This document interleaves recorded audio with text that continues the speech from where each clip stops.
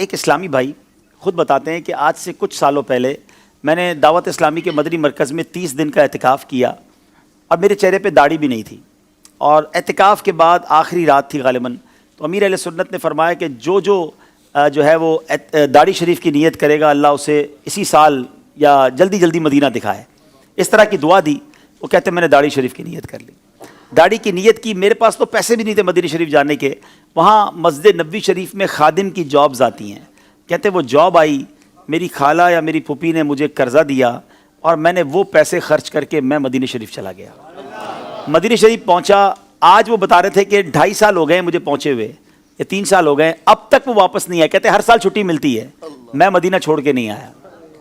اچھا وہاں وہ کہتے حج کے دن تھے، تو مجھے کسی نے کہا کہ یہ پیسے لو اور مسجد نبوی شریف میں دسترخوان لگاؤ، تو میں نے مسجد نبوی شریف میں دسترخوان لگایا، تو دسترخوان پر کچھ لوگ آ گئے، تو کسی نے مجھ سے وہیں دسترخوان پر پوچھ لیا کہ بیٹا آپ کی شادی ہو گئی ہے؟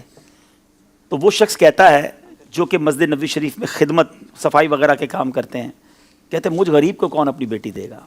کہتے میں تو یہ جملہ کہہ کر چلا گیا، ایک اسی دسترخوان پہ شخص نے میرا فون نمبر مجھ سے لے لیا، دوسرے دن ان کا فون آیا، کہتے ہیں بیٹا ذرا باہر آئیے۔ میں مسجد نبوی شریف سے باہر گیا اور مجھے کہتے ہیں کہ میری یہ 2 بیٹیاں ہیں، میں امریکہ سے آیا ہوں، ان دونوں میں سے کسی ایک بیٹی کو پسند کر لو، میں تمہاری شادی کر دوں گا۔ وہ مسجد نبوی شریف کا خادم کہتا ہے کہ میری ایک جماعت کی بھی پڑھائی نہیں ہے، میں نے آج تک کچھ نہیں پڑھا ہے، میں ان پڑھ ہوں اور میں غریب آدمی ہوں، میری تنخواہ 700 ریال ہے، میں آپ کی امریکہ والی بیٹی کی کہاں سے میں کفالت کر سکوں گا؟ اور آپ دوبارہ سوچ لیں۔ وہ کہتے نہیں ہمیں تم سے کچھ نہیں چاہیے، ہم چاہتے ہیں کہ اپنی بیٹی کی شادی تم سے ہی کریں گے۔ اچھا وہ کتنا سچا آدمی، اس نے اپنی والدہ کو پاکستان میں گاؤں میں فون کیا، اپنی ماں سے کہتا ہے کہ ماں مجھے اس طرح ایک رشتہ آیا ہے، والد صاحب سے پہلے بات کی، تو والد صاحب نے کہا نہیں بیٹا تم نے ایسے امریکہ والوں سے رشتہ نہیں کرنا، وہ تمہیں امریکہ لے جائیں گے، تم نے تو مدینہ چھوڑنا نہیں تھا۔ تو کہتے نہیں میں نے مدینہ چھوڑ کے نہیں جانا، لیکن وہ ضد کر رہے ہیں، کہا نہیں کوئی ضرورت نہیں ہے۔ وہ لوگ امریکہ چلے گئے، امریکہ سے بار بار اس سے رابطہ کرتے رہے کہ تم نے کیا سوچا؟ کہتا میری والدہ منع کرتی ہیں۔ پھر والدہ کو فون کیا تو والدہ کہتی بیٹا ہم نے خاندان میں تمہارا رشتہ طے کیا ہوا ہے۔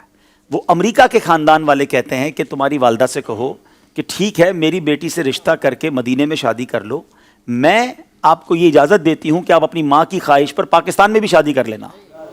اور ایسا ہی ہوا میرے پیارے اسلامی بھائی۔ میں ابھی پچھلے دنوں مدینہ شریف میں اس اسلامی بھائی سے مل کر آیا ہوں کہ پچھلے 1-1.5 مہینے پہلے ان کی شادی ہوئی ہے امریکہ میں پیدا ہونے والی ایک ایسی، وہ اچھا مزے کی بات، جس اسلامی بہن سے ان کی شادی وہ بھی عطاریہ ہیں، یہ اسلامی بھائی بھی امیر اہل سنت کے مرید ہیں۔ کیسی والدین کی تربیت ہے کہ جنہوں نے ایک مسجد نبوی شریف کے خادم سے ان کی شادی کروائی۔ اچھا یہ شادی ہو گئی، ہم سب سن کر آ گئے، میں جب گھر آیا تو میں سوچنے لگا کہ یہ 2 سال تک ایک ہی اسلامی بھائی پر کیوں یہ لوگ کوشش کرتے رہے؟